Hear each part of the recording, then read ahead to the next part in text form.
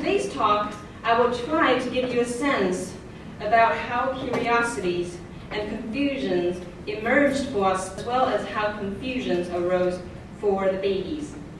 Amanda was perplexed about the part where Piaget talked about a baby trying to repeat a motion in order to retrieve a disappeared object.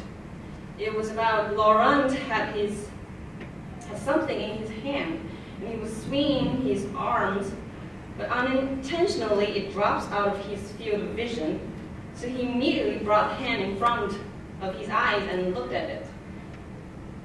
And he immediately started to swing his arms again and brought his hand in front of his eyes again. So Amanda said, in observation 16, it seems that he was trying to recreate the motion, meaning to get the cigarette box back. Because Piaget said it is impossible not to interpret such behavior as bringing it back. But then, is this like he did this, then it went away, so he did this, it'll come back again? The group kept having more ideas about what, according to Piaget, had happened to the baby, and they reached common ground that Laurent felt that it's gone.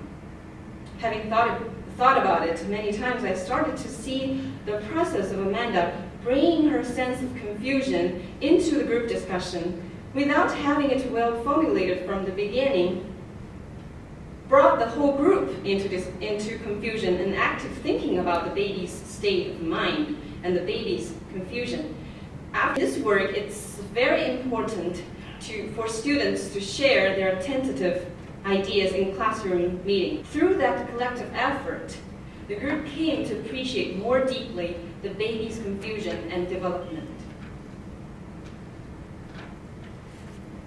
Baby Mousa came to our class 2 days after our discussion session.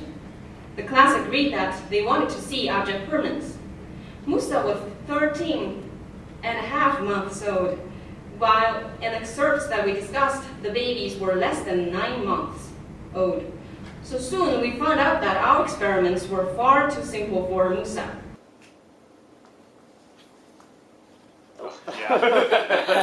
Without any explicit planning, the group worked together to create situations to engage Mousa in surprise, perplexity, and investigation. Holding the object in his hand, Human wondered, I wonder if he keeps finding it in my hand, if he will just look in my hand. He ended up doing a modification of this idea. Human asked for identical objects, and he put one object under one cloth, and it's always there, and he put it under the cloth without having Mousa seeing it. And he put another object in front of Mousa under this cloth. And very secretly, he removes this object while Mousa lifted the cloth, so Mousa couldn't find it. At the same time, when Mousa didn't find it, Human will lift this cloth, so Mousa will see the object here.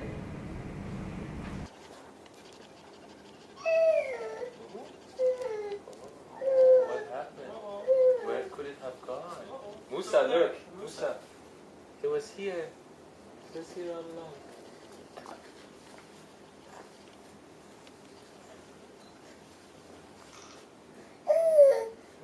It was very hard to keep Mousa on the task because he was so curious.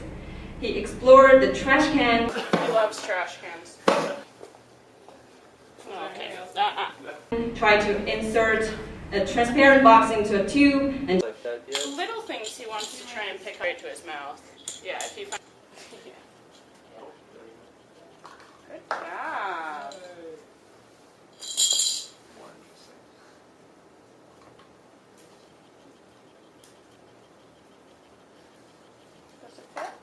retrieve the wind-up toys.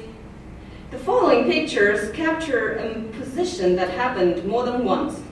He bended himself, looked back through his legs, and tries to pick up an object.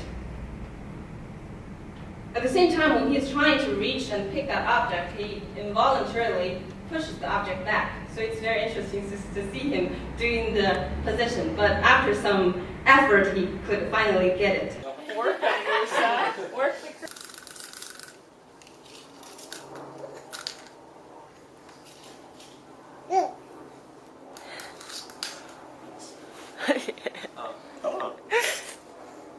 This is one of the most stunning moments of our exploration with Mousa. He lifted the red cloth and he did his classic position, where he be bending and looking back through his legs. He not only tried to find the object where he found it before, but as Amanda pointed out, he also repeated the position, which had allowed him to find an object.